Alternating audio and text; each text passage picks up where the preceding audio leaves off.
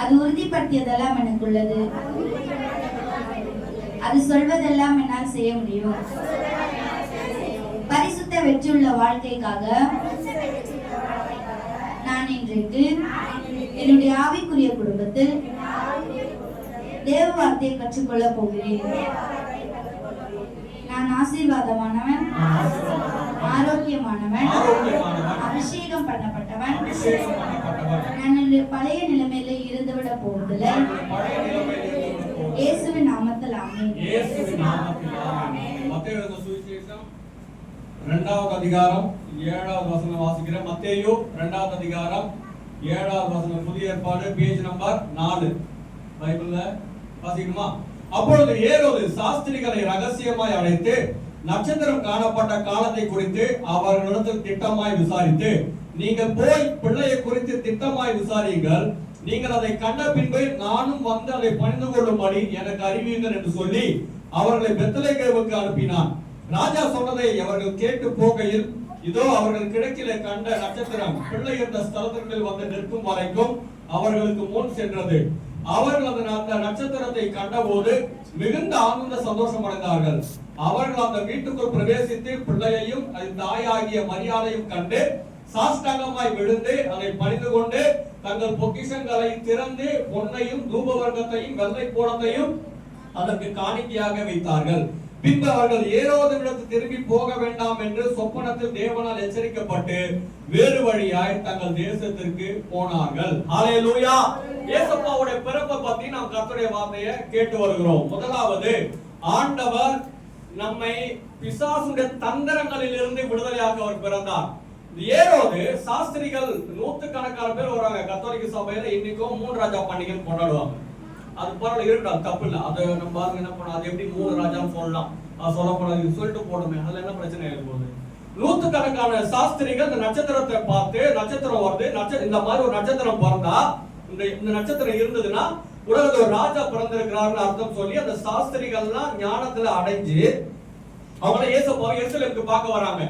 வேத அறிஞர்கள் என்ன சொல்றாங்க அப்படின்னா, அவங்க ஒருவேளை இந்தியாவில வந்திருக்கலாம், பக்கத்துல இருக்கிற வேற சைனா, ஜப்பான், இந்த மாதிரியான வேத இந்த ஞான இந்த வானளாவிய இந்த ஞானிகள்லாம் இயேசுப்பா இந்த நட்சத்திரத்தை பார்த்து இயேசுப்பா பார்க்க வந்தாங்க அப்படின்னு சொல்லி நான் வேத அறிஞர்கள் சொல்றாங்க, இந்த ஆராய்ச்சியாளர்கள்லாம் சொல்றாங்க. அப்போ இந்த ஏரோது இந்த குழந்தை ஒரு நாட்டுக்கு ராஜா, ஏற்கனவே ராஜாவா இருக்கிறாரு, இன்னொரு ராஜா பிறந்திருக்கிறாருன்னா கூட்டுருவாரா?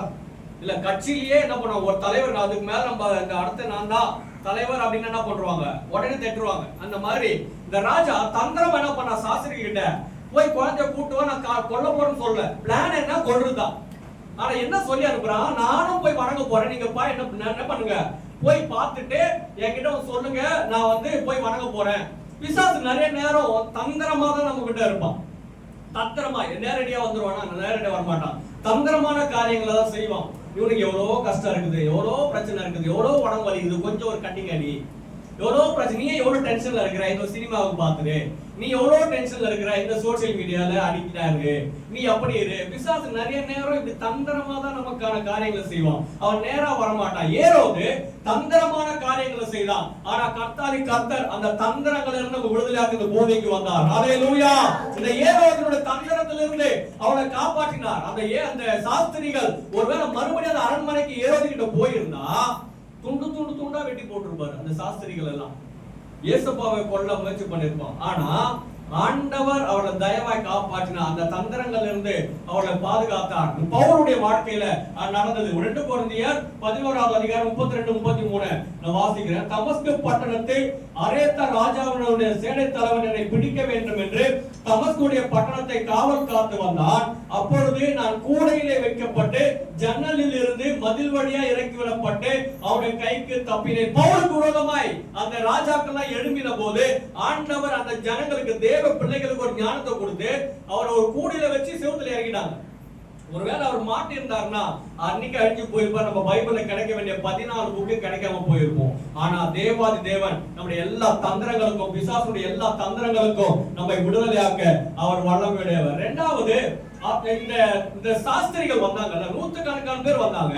இந்த நூத்துக்கணக்கான பேர் வந்துட்டு நிறைய பேர் ஆண்டவர் பார்த்துட்டு அந்த காணிக்கெல்லாம் கொடுத்துட்டு நிறைய பேர் வீடு நிறைய கேட்டாங்க வீடு போறதுக்கு. ஆனா வேதாந்தியம் சொல்றாங்க சில பேரு அந்த ஏசப்பா கூடவே இருந்தாங்க. ஏசப்பாவை ஏத்துக்கிட்டு அந்த ஊர்ல இருக்கிற பாஷைகளை கத்துக்கிட்டு ஏசப்பாவுக்கு ஊழியம் செய்ய ஆரம்பித்தார்கள் என்று வேத அறிஞர்கள் சொல்றாங்க. மார்க் 9ஆம் அதிகாரம் 38 வாசிக்கல.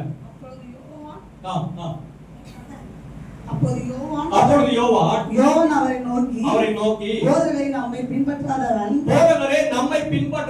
ஒருவன் உமது நாமத்திலே பிசாசுகளை துரத்துகிறதை கண்டோம். அவன் நம்மை பின்பற்றாதவனானால் அவனை தடுத்தோம் என்றார்கள். சில பேர் ஏசப்பா கூட இல்லாம வெளியில போயிட்டு ஊழியம் பண்றாங்க, பிசாசுகள் துரத்துறாங்க. இத பார்த்தவனே நம்ம ஆளுங்க தெரியல, நம்ம மைக் செட் நம்மளும் பண்ண மாட்டோம், பண்றவனையும் ஒழுப்பட விட மாட்டோம். போய் தடுக்கிறாங்க.